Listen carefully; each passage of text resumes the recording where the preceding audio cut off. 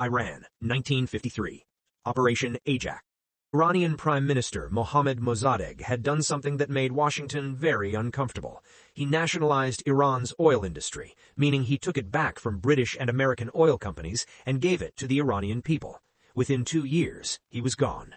The CIA flooded Tehran with cash, hired mobs to destabilize the streets, bribed military officers, and on August 19, 1953, Mosaddegh was arrested in a coup that the CIA's own documents describe as, quote, carried out under CIA direction. He was replaced with Shah Mohammad Reza Pahlavi, a monarch who ruled with absolute power and kept the oil flowing west. In 2013, 60 years later, the CIA officially confirmed its role. The first domino had fallen. It would not be the last.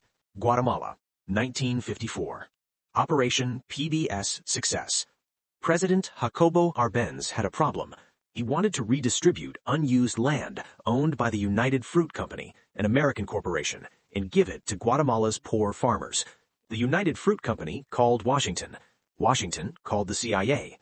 The CIA trained a paramilitary force in Honduras, ran a covert air campaign, broadcast fabricated radio transmissions designed to make Árbenz believe his own military had turned against him. They had not, but the psychological operation worked anyway. Árbenz resigned, fled the country, and died in exile in Mexico City 17 years later, still convinced he had been abandoned by his own people. He hadn't been abandoned. He had been removed. The land was returned to the United Fruit Company.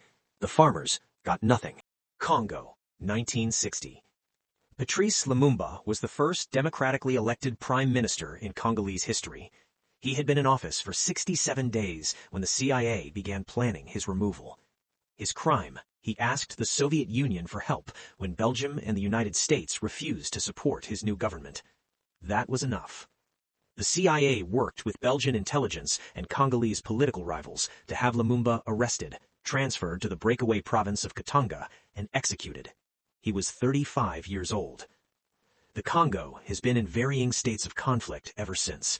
65 years of instability, beginning with 67 days of democracy. Chile, 1973. This one the United States does not deny. President Salvador Allende was a democratically elected socialist. He had won a free election. He was nationalizing copper mines, and he was making American corporations and Washington deeply uncomfortable. In a now-famous conversation, President Nixon told CIA Director Richard Helms to, quote, make the economy scream. The goal was to create enough instability that the Chilean military would act. On September 11, 1973, General Augusto Pinochet launched a coup. La Moneda Palace was bombed. Allende died inside, either by his own hand or someone else's. The historical debate continues. What is not debated is what came next. Over the following years, Pinochet's regime disappeared, tortured, and killed thousands of Chilean citizens, political opponents, students, journalists, teachers. The U.S. government knew. Declassified documents show American officials were briefed on the atrocities in real time. Allende's last radio address, broadcast as the bombs were falling, ended with these words: "They have the power. They can crush us, but social processes cannot be stopped by crime or force." He was dead within hours. Chile was not an exception. It was a pattern. Indonesia, 1965. The CIA provided lists of Communist Party members to the Indonesian military following a coup.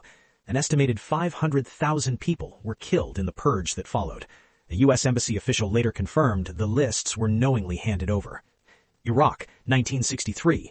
The CIA backed the Ba'ath Party's seizure of power, providing lists of Iraqi Communist Party members for elimination. One of the officers who rose through the resulting political chaos, a young man named Saddam Hussein. Haiti, Nicaragua. The pattern repeats across decades and continents. Governments deemed inconvenient, removed with varying degrees of American fingerprints, replaced with regimes that served strategic interests over human ones. Not every operation resulted in mass atrocity, but enough of them did that the pattern demands a question. Who decided? And what did they tell themselves it was for? In 2023, a study published in the journal International Studies Quarterly analyzed 64 American-backed regime changes between 1947 and 1989. The finding was stark. Countries that experienced U.S.-backed coups showed, on average, significantly lower levels of democracy 15 years after the intervention than countries that did not. The operations designed to protect American interests frequently damage the interests of the people living inside those countries for generations.